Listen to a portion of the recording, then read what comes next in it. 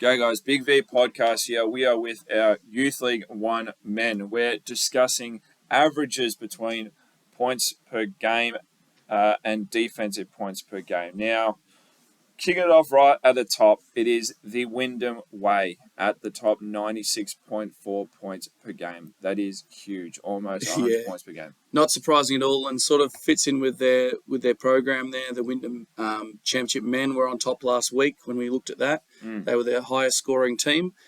And it's sort of that, they start with that penetration pitch game to get those open threes. It's either, a layup or a wide open three. So they're getting high percentage shots consistently, and then they've got the likes of, you can riddle them off, Jones.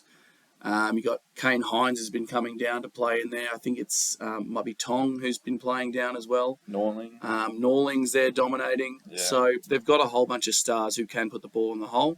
And I think there's a fair few teams in this competition that are struggling to slow them down. Absolutely. Hume as well. They're sitting first on the ladder and second in points per game for 93.7. I mean, it's an experienced team, right? Well, yeah, that's the thing. They've got a whole bunch of guys who are swinging between both their men's and their youth, and that's probably helping them. But a big improver and one of the most improved in the league is probably Ben Galea. Yep. He's come across from he was at Warrandyte last year, where they got relegated. He came across to Hume. I believe he's now the captain, and he's just been balling out here. I think he's had a couple of 30-point games, and showing some serious improvement and carrying his team to a really successful start to the year. Yeah, absolutely. Good on him. Congratulations. Campbell is sitting third with 88.3. Now, Jackson Dean hasn't played the last few games, so he is obviously a big key part for them, averaging what's usually about 20 points per game. He could have 20 minutes usually as well. Big guy. So whether that number's gone a little bit down since he's been injured, unsure. It could be pushing the 90s, but again, 88 is pretty high. Yeah, with him coming back in the next couple of weeks, he's certainly going to add an extra element to their offensive game. They do have, I think, Hugo Bergerman and Connor Matthews have been shooting the ball pretty well, and just added youngster James Coleman into the mix. So they've got a lot of offensive options there. Throwing Jackson Dean back in is certainly going to be giving them more interior action. Absolutely. And you look down the bottom with Collingwood averaging just 69 points per game. You sort of compare that to the top of Wyndham at 96, like 20 points, that's a massive difference.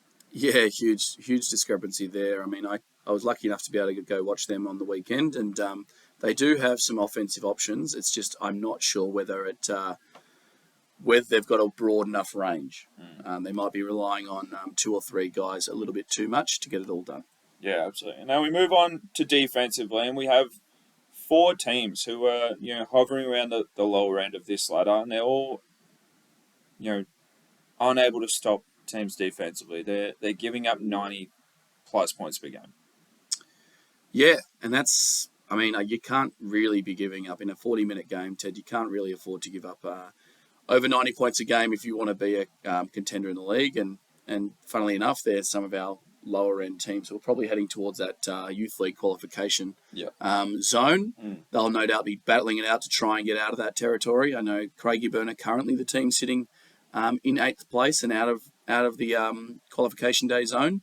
But Altona, Coburg, Bendigo and Collingwood will be working their tail off, and they'll have to tidy up the defensive end if they're to get out of there. Yeah, absolutely. And then you got Wyndham who are sitting 5th with giving up 84 points per game. Like, that's sort of an interesting one. Like we said at the start, it is a Wyndham way that they just generate offense quickly, but not a massive defensively minded team. They're sort of happy, I guess, to trade buckets a little bit by the scenes of things. Yeah, that fast paced style sort of gets them off scot-free on defense occasionally.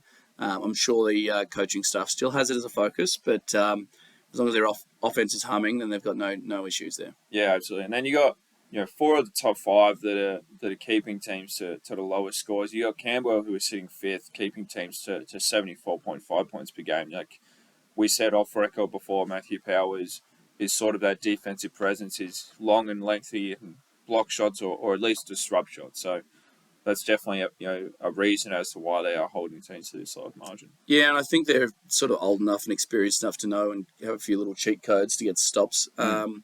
where required, but it did surprise me to see them as the best defensive team in the league. But a team which is no surprise is Geelong. Geelong United have just their length and athleticism really causes a whole lot of disruption for teams. Yeah, I agree. Look, that'll be all for us, guys. Keep it locked. We'll speak to you soon.